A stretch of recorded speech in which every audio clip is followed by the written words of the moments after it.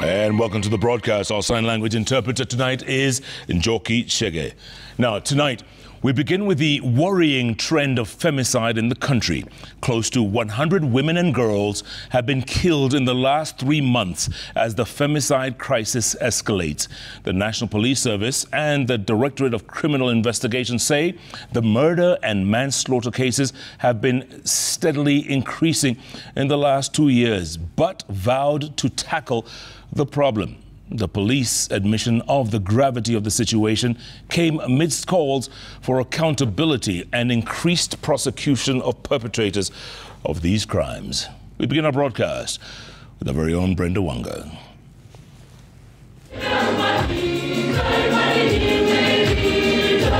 The numbers coming from no less than the government security agency and the gender ministry paint a grim picture on the status of the safety of women and girls across the country. In the last 3 months alone, the country has reported 97 cases of femicide. The National Police Service says the femicide cases are becoming more rampant, especially over the last 2 years. The troubling trend highlights the urgent need for focused actions and collaboration to tackle the widespread problem of gender-based violence in our society. The PS for Gender acknowledges that the changing societal realities are also contributing to those worrying numbers. We cannot also ignore the fact that there is a lot of movies watching and everything, and people think that life is not sacred. It's so simple just to kill just like that. So I think that is another reason, and people are stressed generally. You'll agree with me that economically we are not where we should be. Globally, there has been economic recession. Indeed, the killing of women and children has become a critical issue in the country, with non-state actors calling the attention of the government to this issue. The president should officially declare femicide a national crisis and a disaster, assuring the public that his administration is working actively to protect women and girls across the nation. According to statistics from the African Data Hub, the number of femicide cases have been growing, moving from 20 in 2016 to a peak of 95 in 2018 and 75 last year. The police numbers, however, indicate that this could be the worst year yet for women and girls as far as femicide is concerned. The police say they are handling the reported cases according to the law. The motive is purely crime. There was no intention to specifically target the members of the gender, of the female gender. So it was purely a criminal activity. So let's remember the gender not feel that they are being targeted by these criminals. Let us rethink femicide as a crime, as a standalone crime, because what is happening is that some of these suspects, when they are arraigned in court, they are charged with the normal, murder. At the same time, the police say they are still on the hunt for the prime suspect in the Quarry murders, Collins Jumaisi. He is suspected of having murdered at least 11 women whose bodies were pieced together from 17 body parts retrieved from the quarry. Brenda Wanga, Citizen TV. All right, Brenda, thanks so much for that. Now, a suspect arrested Tuesday night in connection with the brutal murder of former Wells Fargo Human Resources Manager Willis Ayeko has died. The suspect had suffered gunshot wounds in an altercation with police along the Siaya-Luanda-Busia Road. 3 other suspects are said to have escaped with gunshot wounds. Police currently have 2 suspects in custody, one of them a woman arrested at a hideout in Siaya, and the other Victor Okoth Oma, who was arrested in Nairobi and arraigned in Siaya. We get more from our very own Franklin Wala. Mounted a manhunt for a gang of 7 members believed to be behind the brutal murder of former Wells Fargo Human Resources Manager Willis Ayeko. Police arrested 2 more suspects, raising the number to 3 in the ongoing probe, but 1 suspect succumbed. A suspect, Victor Okoth Ouma, was arrested in Nairobi's Dandora estate and arraigned in Siaya law courts. Investigators were granted 21 days to detain the man as part of their probe. That the offense alleged to have been committed is a serious one, and if the state proves at the trial it has a potential of committing the respondent to life imprisonment in accordance to the case of Muruwatetu. Police say the man was placed at the crime scene through forensic analysis. He is also said to have made transactions using Ayeko's mobile phone. He withdrew money from it. The suspect informed investigators about the whereabouts of his accomplices, leading to an ambush along the Siaya-Luanda road that led to a gun battle. 2 male suspects escaped with gunshot wounds after the car they were traveling in was intercepted. Police say a woman who was part of the gang was left at the scene injured and arrested. She is the one who has succumbed. A Seska pistol belonging to the late Willis Ayeko was recovered from the vehicle. Investigators arrested another woman and recovered several exhibits, among them police and military garments. We were able to recover a firearm that was robbed off from the deceased. The investigation is still at its infantile stage, and we may not be able to conclusively say that this was the motive. An autopsy of Willis Ayeko's body revealed the Wells Fargo HR manager died due to injuries on his head caused by blunt force trauma. Willis went missing after attending a burial in Siaya, and his body was later discovered at a river on the border of Siaya and Kakamega counties. Meanwhile, homicide detectives investigating the murder of 3 women in Isli have documented the motor vehicle used in abducting and disposing bodies of the victims. Investigators who are still hunting for the main murder suspect Hashim Dagane Mohamud recovered the vehicle dumped at Wakulima Market in Nairobi. The Isli 3, we are also progressing very well. We are able to identify the persons behind that heinous and reprehensible act, and we are closing in on them. Detectives also documented and questioned attendants at a car wash in Isli, where the suspect is said to have washed the car after dumping the bodies. Franklin Wala, Citizen TV.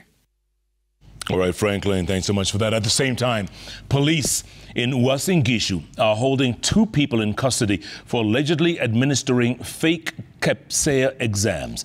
The 2 suspects are people affiliated to Silver Bells Academy in Eldoret, accused of issuing fake KPSEA papers to unsuspecting grade 6 learners.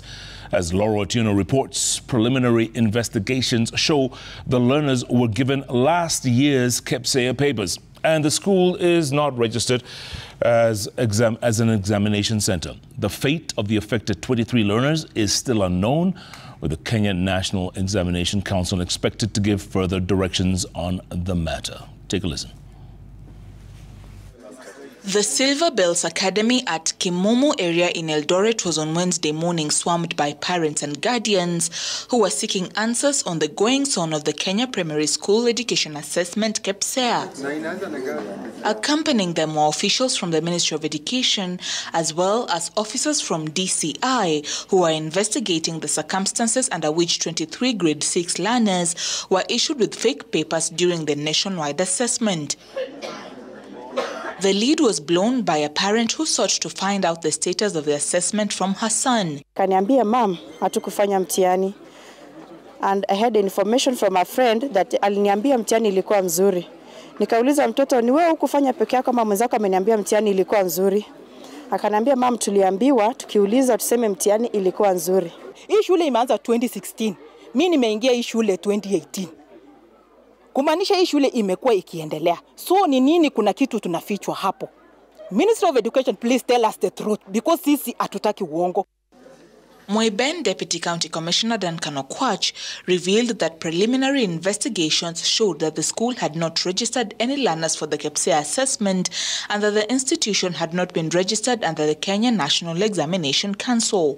Ndio tukijaribu kuwahoji tukagundua kuwa hawa watoto walikuwa wakifanya mtihani ambayo si mtihani ya kawaida. Wamekuwa wakifanya mtihani ambazo zinaonekana kuwa zimepigwa photocopy alafu wanapewa watoto wafanye hizo mtihani. We are consulting with our NEC officers who are on the ground so that we can advise the parents accordingly. But from now, we are going to ensure that this center is permanently closed. Kama ni shule irejistiwe na kama ni fine ipigwe, kama ni penalized, wapigwe penalized na waone vile watasaidia watoto wetu. Kwa sababu hii watu tena ukisema warudie ni shida. The director and head teacher of the Silver Bells Academy are currently in custody as police launch a probe into the matter. Laura Otieno, Citizen TV. All right, Laura, thanks so much for that. At the same time, striking University of Nairobi lecturers today disrupted an online class in session by a lecturer defying the UASU strike, demanding that all students exit the online class and for the lecturer to stop teaching until the strike is called off. They termed the class in session as the biggest betrayal to other lecturers who have downed their tools, forcing the lecturer to end the online class. We get more from our very own Melita Oletenges. Solidarity forever. As the lecturers' strike entered day 2 in all 35 public universities and 2 constituent colleges, a lecturer who had decided to carry on with online classes found themselves under siege, with fellow lecturers infiltrating and causing disruption. And I want all those students who are also there to actually sign out of this. This is one of the biggest betrayals that we are having. Shame on the person who is actually in class right now. Chairman, you can continue. Yes, I'm asking you to end the class and wait until we are done with this strike. I must oblige me. The lecturers criticized the lecturer for trying to get ahead by continuing teaching her classes with the strike still on. You can't graduate students alone as an individual. You can't, even if you taught until the end of the semester. You cannot graduate students. I must oblige, sir. Please, please. Yeah, we are many in class. We are so many in class. We don't want to be disrespectful. Please end it, yeah, amicably, so that your student can retain that respect for you and for all of us. I'm most obliged. So, students, we can log out. She was forced to cut short the lecture due to the backlash and pressure from fellow dons. We shall never be divided. The incident exposing the dilemma some lecturers face for refusing to down their tools and the disruption to learning that continues to affect the students due to the strike. The Employment and Labour Court has declared the lecturers' strike that began on Tuesday illegal, directing the government and lecturers to expedite negotiations pending a full hearing. Lady Justice Agnes Nzei ordered the university's academic staff union, WASU, not to incite or call upon union members to participate in the unprotected strike in orders issued on Tuesday.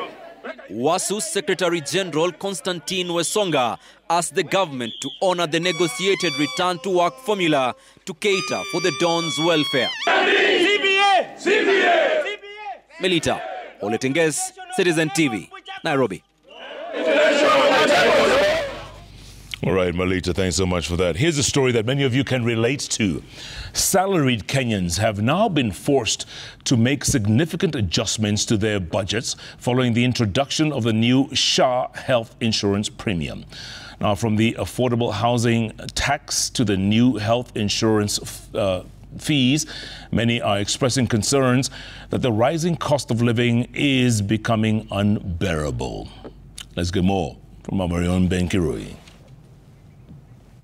October's payslip for salaried Kenyans came as a shock to many as the government's implementation of the social health insurance led to further deductions.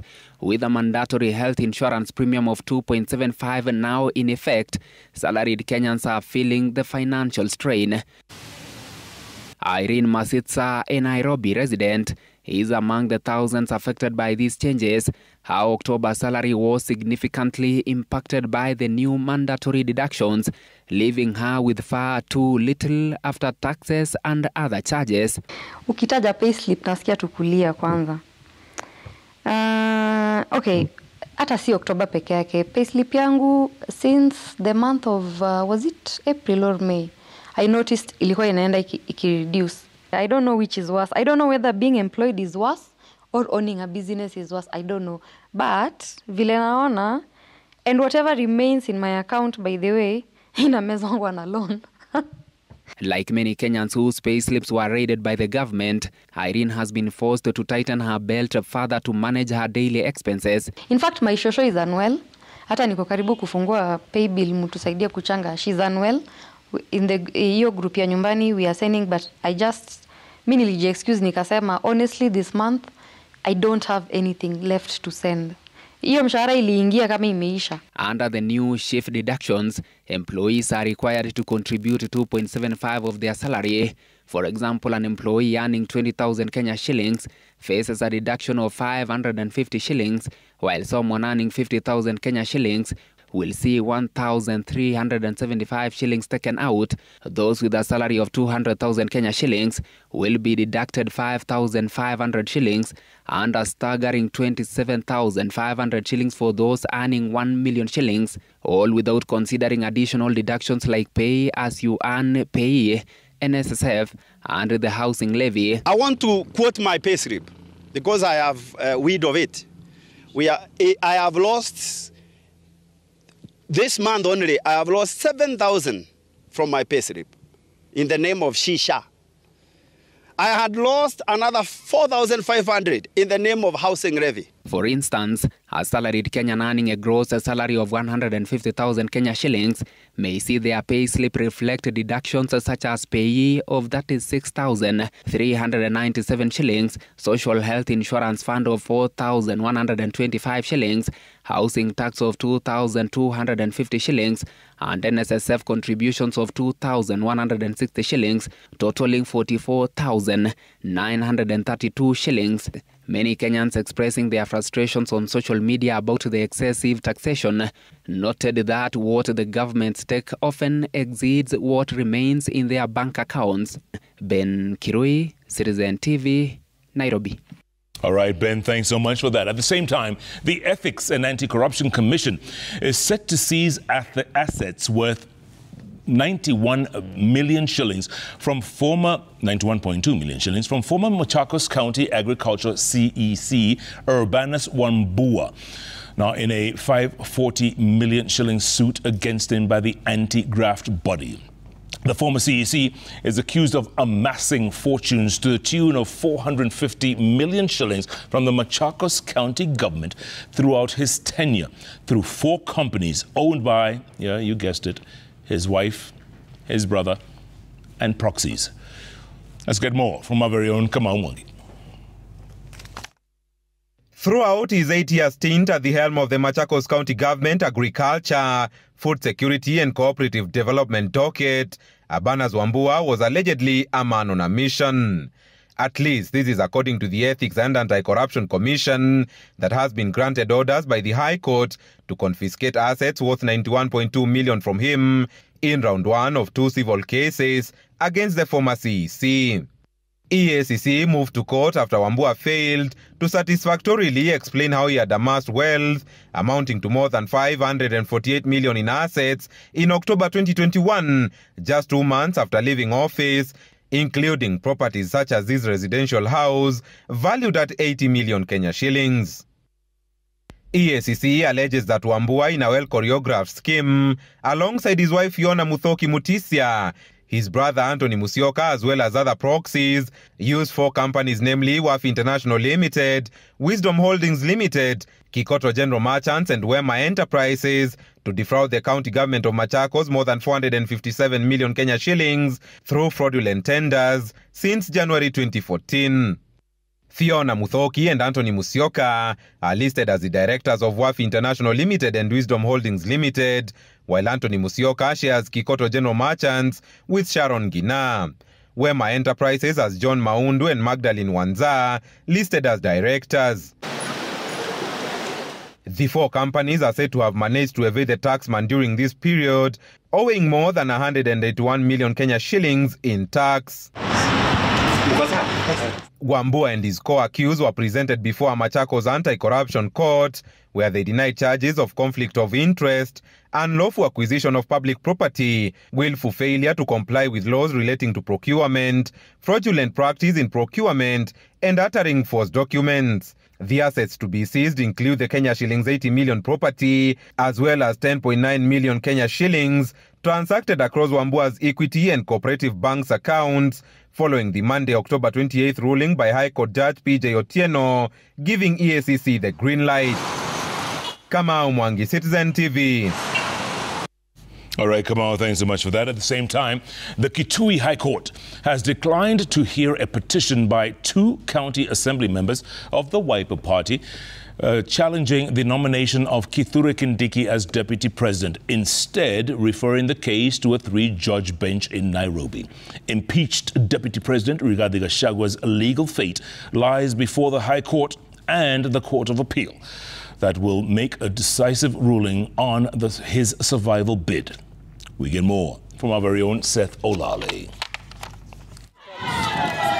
The latest attempt challenging the nomination of Professor Kithure Kindiki as deputy president came hours before a 3-judge bench rules on whether to stay or vacate conservatory orders preventing Kindiki from assuming office. Ikinga Ward MCA Cyrus Musyoka and nominated MCA Priscilla Martha Mukami, both from Kitui, moved to the High Court challenging the nomination of Kithure Kindiki as deputy president. The High Court in Kitui declined to hear the petition by the county assembly members, instead referring it to the Justice Eric Ogola-led 3-judge bench presiding over consolidated impeachment petitions at the Milimani Law Courts in Nairobi. The bench will on Thursday afternoon rule on whether to extend or vacate conservatory orders initially issued by Justices Chacha Mwita of Milimani and Richard Mwongo of Kerugoya, staying the Senate's impeachment of Gachagua and preventing Professor Kindiki from assuming DP's office. Thursday morning, the Court of Appeal is expected to issue directions on Gachagua's appeal, challenging the ruling by the 3-judge bench that established Deputy Chief Justice Philomena Mwilu acted lawfully when she empaneled the bench to preside over the impeachment proceedings. 30 years ago, speaking at the funeral of Geoffrey Murugami in Limuru, Kiambu County, impeached Deputy President Rigathi Gachagua said he trusts the judiciary will deliver justice in his legal battle against his ouster by Parliament. We have faith that our judiciary will protect and uphold the Constitution of Kenya and will exercise fairness and give justice to Rigathi Gachagua and his supporters. That is our prayer. But I want to ask for peace, more so to my people of the Mount Kenya region. Please remain peaceful. Seth Olale, Citizen TV. At the same time, the head of public service, Felix Koskei, is tonight assuring employees of the defunct NHIF that none of them will lose their jobs. Now, speaking after an impromptu town hall with employees of NHIF, Koskei says appraisals will be transparent and that those who will not transition to the Social Health Authority will be absorbed elsewhere in the government. Let's get more from our very own Nimrod Tabu. Speaking after holding a closed-door meeting with employees of the defunct NHIF, the head of the civil service assured employees of a fair and transparent transition process from NHIF to SHA. So the entire staff complement of SHA has not been filled, and the people who will be given priority and the people who deserve first priority are NHIF staff. So that is the assurance that we have given them. The assurance comes at a time when many of the employees who worked under the defunct National Hospital and Insurance Fund have expressed fears that they would lose their jobs. Majority of the roles under SHA are heavily digital in nature, and this is causing jitters. Koskei, however, says appraisals will be conducted, and those that might not be transitioned to SHA will be absorbed in other government positions.